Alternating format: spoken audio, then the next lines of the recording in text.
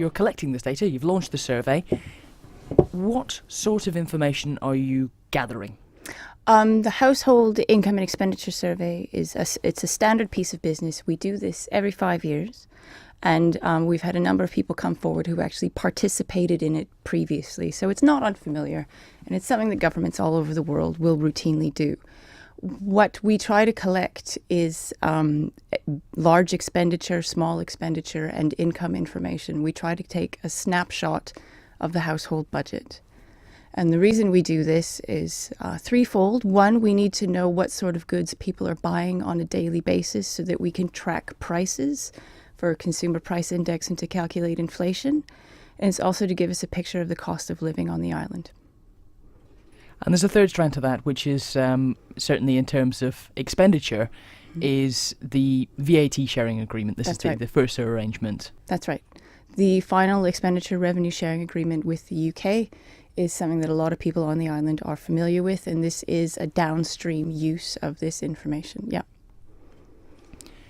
So how is it actually gathered? What's the process of getting that information off people? The process is actually quite interesting. The feedback we've been receiving is that people enjoy going through the experience. It's kind of interesting for them. What happens is that we are encouraging 1,000 households to volunteer. It's a voluntary survey, and at any time, if you are participating and decide you don't like it anymore, you don't have time, you can withdraw, and that's fine. But 1,000 households, hopefully, will volunteer, submit their contact information to the Economic Affairs Division. And then at a certain time over the next 12 months, you'll be contacted by an interviewer who works for us. And that interviewer will come to your house at a scheduled time that works for you, whatever's convenient. The interviewer will be with you for over an hour, maybe as much as 2 hours, depending on the complexity of your household finances. And they're going to ask you questions about your routine expenditures, mortgage and rent, your utilities and fuel, health and education spending, transport, your holiday spending. Secondly, your large ticket purchases over the last 5 years, any kind of investment that you've made in your house, if this applies to you. And then thirdly, the income that's coming into your house.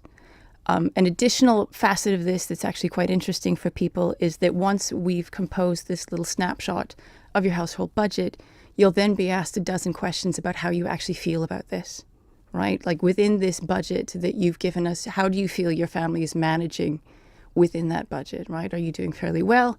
Are you able to save? Do you think this is a good time to be saving and or spending?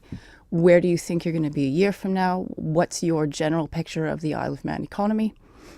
And we can balance out people's attitudes and how they're actually feeling about their financial optimism and consumer confidence. So presumably the additional comments are the ones that could be used to shape future policy. Yeah, that's where we know what the impact of this information actually is for people's attitudes and behaviors. Once all this is finished, there's another piece, which is that your interviewer will give you a 2-week spending diary for you to track your shopping. So you'd keep that for 14 consecutive days. You don't have to start right away if it's not quite convenient for you, but sooner rather than later would be good. Interviewer comes back 2 weeks later and picks it up from you. And this is a certain amount of work for you as a respondent, but on the one hand, it is interesting. And secondly, as a thank you, we dispense a £15 gratuity payment to everybody in the household over the age of 15, 16 and above. And in addition, we are also running a monthly prize draw of £1,000 for all the households that are interviewed within that month. So there's 12 prizes of £1,000 up for grabs until April of next year. Now, it is effectively a volunteer-based Yes. survey. It's not like the census or filling in your details in the electoral register where there could be penalties. So how are you going to make sure you get a representative sample? Because presumably that's very important, that you haven't got too many in one income bracket. We have a reasonably good baseline understanding of where the households are distributed geographically on the island, what household compositions look like, where families are concentrated, the number of families with children on the island, families with older children, two-person households, single-person households. So when the interviewer starts the interview, this is the first set of information they pick up. How many people live here? What are their ages? What's your relationship to one another?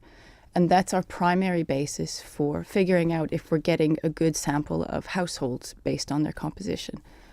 And in between that and information from the earnings survey, we're able to get a good sense of whether we're capturing a representative sample.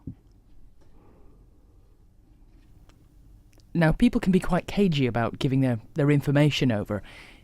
In what form will it be used? Will people be identifiable in any way from the information they give to you? I mean, will it be passed on to anybody else? The UK, for instance? Under no circumstances is any personal information passed on anywhere outside of the Economic Affairs Division. Your name, your address, none of this is connected to the information that you subsequently provide.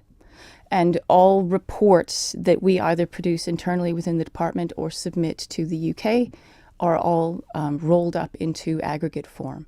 So what we would say is, okay, here is 1,000 households, and here is the distribution, right? We don't break it down very far at all. And under no circumstances is this connected with any other records that exist associated with you, your name, your address, any other information you provide. It's not linked up with your tax data, nothing like that.